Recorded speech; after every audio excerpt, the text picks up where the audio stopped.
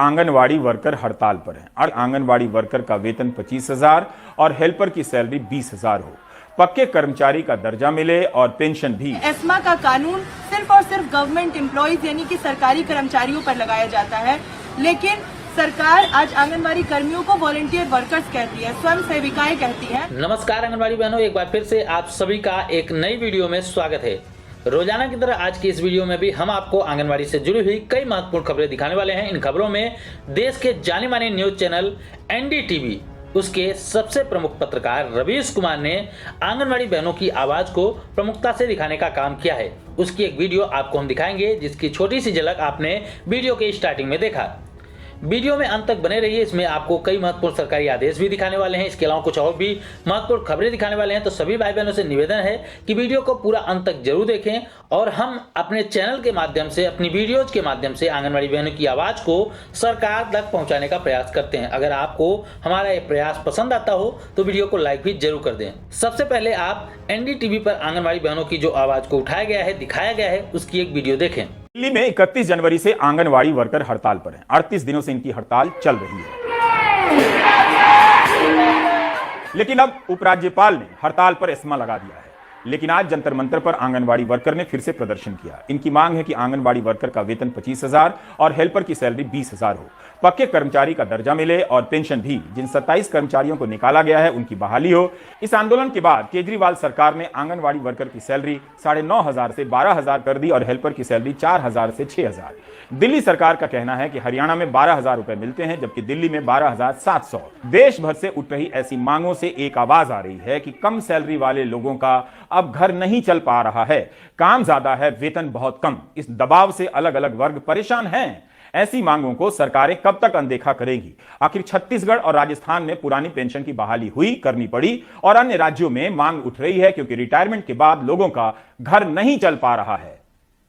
ये एस्मा का कानून सिर्फ और सिर्फ गवर्नमेंट एम्प्लॉइज यानी कि सरकारी कर्मचारियों पर लगाया जाता है, लेकिन सरकार आज आंगनबाड़ी कर्मियों को वॉलंटियर वर्कर्स कहती है, स्वयं सेविकाएं कहती है। एक तरफ यहाँ पे स्वयं सेविकाएं कहते हैं, दूसरी तरफ हमारे संघर्ष का दमन करने के लिए हमारे ऊपर एस्मा जैसा कानून लगाते हैं। हम आने वाले दिनों में, हम जल्द ही आने वाले सोमवार को सरकार उपराज्यपाल द्वारा इस एस्मा के कानून को कोर्ट में चैलेंज करेंगे। इसको कोर्ट में ये बात रखेंगे कि अगर आप हमारे ऊपर एस्मा जैसा कानून लगा रहे हो तो आप हमें सरकारी कर्मचारी का दर्जा दो। अगर आप हमारे काम को एकदम आवश्यक सेवाओं में गिन रहे हो तो हमें सरकारी कर्मचारी का दर्जा दो। अगर आप सरकारी कर्मचारी का दर्जा नहीं दे सकते हो तो एस्मा का कानून तत्काल रद्द करो। तो हम अपनी जवाबदेही को लेकर बेहद स्पष्ट हैं। इसके प्रति हमारी समझ जनादेश के अनुसार नहीं बदलती है, यह निरंतर है और यही हमारा काम है। हम सवाल करते रहेंगे।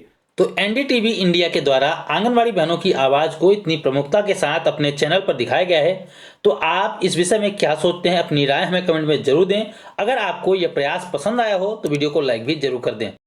जैसा कि हमने आपको कल की वीडियो में भी बताया था कि उत्तर प्रदेश में आंगनबाड़ी बहनों का 2 महीने का मानदेय लगाया जा चुका है। कई बहनों ने हमें मैसेज करके ये जानकारी दी है कि उनका 2 महीने का पैसा लगाया जा चुका है, प्रोसेसिंग में शो कर रहा है। उन्होंने हमें ये जानकारी दी है। तो आप लोग भी अपने अपने पीएफएमएस पोर्टल पर जाकर जरूर चेक कर लें कि आपका पैसा शो कर रहा है या फिर नहीं। साथ ही साथ आपको ये भी जानकारी दे दें कि अतिरिक्त मानदेय के रूप में, पीएलआई के रूप में 3500 रुपये और भी लगाए गए थे, जो कि अब आंगनबाड़ी बहनों के खातों में आने स्टार्ट हो गए हैं। काफ़ी बहनों ने यह जानकारी दी है कि उनके खाते में ये पैसे आ चुके हैं। तो जिन बहनों के खातों में आ चुके हैं ये पैसे, वो लोग हमें कमेंट में जरूर बताएं कि आप कौन से जिले से हैं और आपके खाते में कितने रुपए आए हैं। मध्य प्रदेश में भी 1 महीने का पैसा लगाया जा चुका था।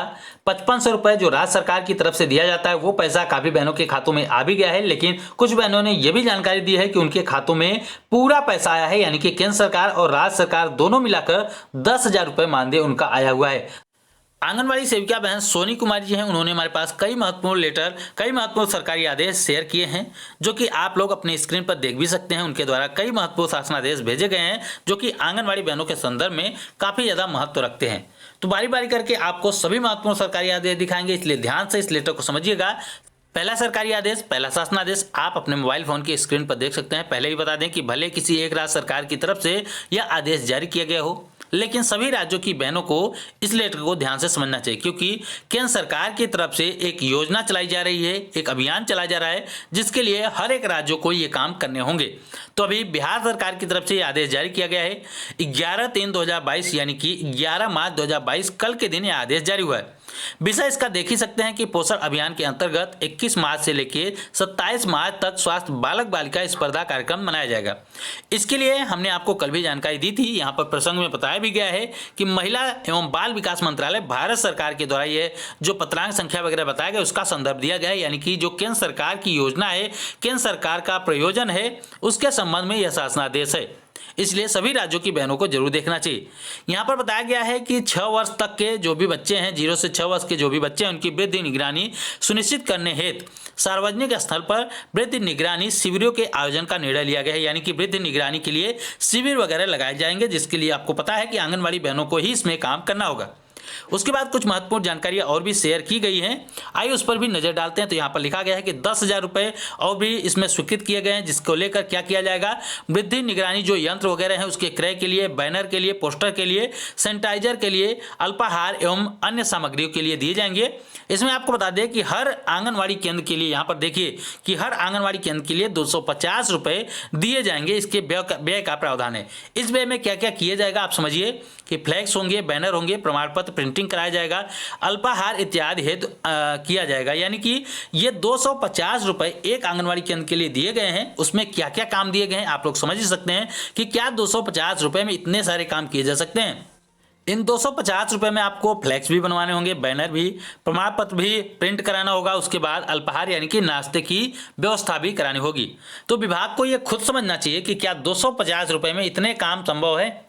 ये बिल्कुल भी संभव नहीं है, लेकिन फिर भी केवल एक आंगनबाड़ी केंद्र के लिए 250 रुपये ही दिए गए हैं। ये बड़े सोच का विषय है। एक महत्वपूर्ण खबर दैनिक भास्कर न्यूज़पेपर में छपी है कि हड़ताल पर चल रही 29 आंगनबाड़ी वर्कर और 9 हेल्पर बर्खास्त, 2 गुटों में बटा आंदोलन। यह खबर हमारे पास बहन सुमन कुमारी जी ने भेजा है, जो कि हरियाणा से हैं। उन्होंने यह जानकारी शेयर की है। यहाँ पर आप देख सकते हैं कि एक गुट अब आंदोलन छोड़कर अपनी ड्यूटी पर लौट चुका है और दूसरा अभी भी हड़ताल पर अडिग है।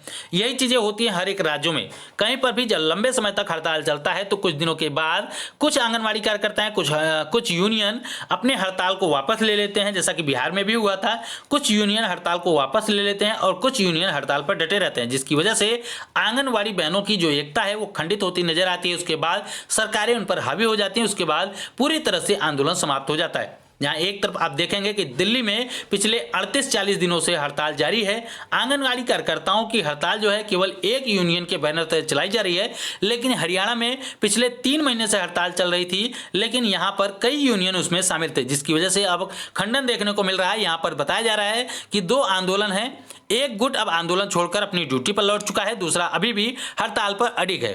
प्रदेश में अपनी मांगों को लेकर चल रहा आंगनबाड़ी कार्यकर्ताओं हेल्परों का आंदोलन ज्यों-ज्यों लंबा खिंचता जा रहा है, त्यों-त्यों आंदोलन में विरोध के स्वर भी धीरे-धीरे मंद पड़ते जा रहे हैं। प्रदेश सरकार ने लंबे समय से आंदोलन पर अडिग रहने वाली 29 आंगनबाड़ी कार्यकर्ताओं और 9 सहायिकाओं को बर्खास्त भी कर दिया है। अब बर्खास्तगी के डर से केंद्र सरकार के द्वारा उनकी मांगों को न मानने से निराश और हताश हुई आंगनबाड़ी वर्कर अब 2 गुटों में बंट गई हैं, जहां पर एक गुट अब आंदोलन छोड़कर अपनी ड्यूटी पर लौट आया है, वहीं दूसरा गुट अभी भी अडिग है हड़ताल पर। एक और महत्वपूर्ण शासनादेश बिहार सरकार की तरफ से 11/3/2022 को जारी किया गया है। सेवा में सभी जिला प्रोग्राम पदाधिकारियों को। इसका विषय देखिए कि आंगनबाड़ी सेविका सहायिकाओं के शैक्षणिक प्रमाण पत्र सत्यापन संबंधित प्रतिवेदन भेजने के संबंध में है। जैसा कि हमने आपको पहले भी बताया है कि आंगनबाड़ी कार्यकर्ताओं के, सेविका सहायिकाओं के शैक्षणिक प्रमाण पत्र यानी कि जो आपके सर्टिफिकेट वगैरह हैं, उनके सत्यापन के संबंध में कुछ लेटर लिखा गया था। उसके प्रतिवेदन के संबंध में महत्वपूर्ण लेटर है, जिसके बारे में आपको देखना चाहिए। यहाँ पर लिखा गया है कि बिहार विद्यालय परीक्षा समिति के द्वारा क्या सत्यापन किया जाएगा, उसके बाद बिहार संस्कृत बोर्ड के द्वारा भी सत्यापन किया जाएगा, बिहार राज्य मदरसा बोर्ड की तरफ से भी सत्यापन किया जाएगा। इस प्रकार के सत्यापन करके भेजने होंगे। इसके प्रतिवेदन के संबंध में यह महत्वपूर्ण लेटर है। एक और महत्वपूर्ण शासनादेश आपकी स्क्रीन पर बिहार सरकार समेकित बाल विकास सेवाएं ICDS निदेशालय की तरफ से 11/3/2022 को लेटर लिखा गया है। सेवा में सभी जिला प्रोग्राम पदाधिकारियों को लेटर लिखा गया। इसका विषय देखिए कि जन वितरण प्रणाली दुकानों को आंगनबाड़ी केंद्रों की टैगिंग करने के संबंध में प्रतिवेदन देने के संबंध में लेटर लिखा गया है। यानी कि जो जन वितरण प्रणाली दुकान है उनको आंगनबाड़ी केंद्रों से कैसे टैग वगैरह किया जाएगा, उसके संबंध में प्रतिवेदन वगैरह देने के संबंध में है। इसका प्रसंग देख लीजिए कि प्रसंग दिया गया है, जो कि 4/1/2022 को जो लेटर जारी किया गया था उसका प्रतिवेदन दिया गया है, उसका संदर्भ दिया गया है। यहाँ पर बताया गया है कि 15/3/2022 तक निदेशालय को इसके बारे में पूरी सूचना सॉफ्ट कॉपी और एक्सेल शीट के माध्यम से भेज दिया जाए। इसके लिए महत्वपूर्ण लेटर लिखा गया है। एक और महत्वपूर्ण शासनादेश 10/3/2022 को बिहार सरकार की तरफ से लिखा गया है। सेवा में सभी बाल विकास परियोजना पदाधिकारियों को लेटर लिखा गया है। इसका विषय देख लीजिए कि पोशाक राशि निकासी के पश्चात प्रत्यार्पण के संदर्भ में है। इसका प्रसंग दिया गया है 2/3/2022 को जो लेटर जारी किया गया था उसके प्रसंग में यह लेटर लिखा गया है। आइए विस्तार से लेटर को देखते हैं। उपयोग विषयक प्रासंगिक पद के द्वारा वित्तीय वर्ष 2021-22 में उक्त पत्रों के द्वारा राज्य के सभी आंगनवाड़ी केंद्रों पर स्कूल पूर्व शिक्षा प्राप्त कर रहे 3 से लेकर 6 वर्ष के लाभुकों को पोशाक हेतु राशि परियोजनाओं से आवंटित की गई है। बाल विकास परियोजना पदाधिकारी वास्तविक लाभुकों के आधार पर योग्य राशि निकास कर शेष राशि दिनांक 12/3/2022 तक प्रत्यर्पण किया जाए। विदित है कि कतिपय परियोजनाओं में उक्त मद में आवंटन की मांग की जा रही है, अतः निर्देशानुसार निकासी के पश्चात शेष राशि निर्धारित तिथि पर प्रत्यार्पण प्रतिवेदन भेजा जाए। यहाँ पर ईमेल आईडी वगैरह भी दी गई है। ये थी दोस्तों अब तक की कुछ महत्वपूर्ण खबरें। उम्मीद करता हूं कि ये खबरें आपके काम की होंगी। वीडियो पसंद आई हो तो वीडियो को लाइक और शेयर जरूर करें और आगे भी आंगनवाड़ी से जुड़ी हुई तमाम बड़ी खबरों को पाने के लिए चैनल को जरूर सब्सक्राइब कर लें। अगर आप भी सस्ते दामों में अच्छी खरीदारी करना चाहते हैं तो एक बार सस्ता बिग बाजार पर जरूर विजिट करें। हेलो फ्रेंड्स, सस्ता बाजार आपके लिए लाया है सबसे सस्ते दाम में शॉपिंग करने का सुनहरा मौका। यहाँ पर आपको मिलेगी हर एक प्रोडक्ट की फ्री डिलीवरी। यूज करें discount coupon code ICDS News 10 और पाएं 10% की अतिरिक्त छूट। ऐप और वेबसाइट का लिंक नीचे डिस्क्रिप्शन बॉक्स में दिया गया है। Thank you.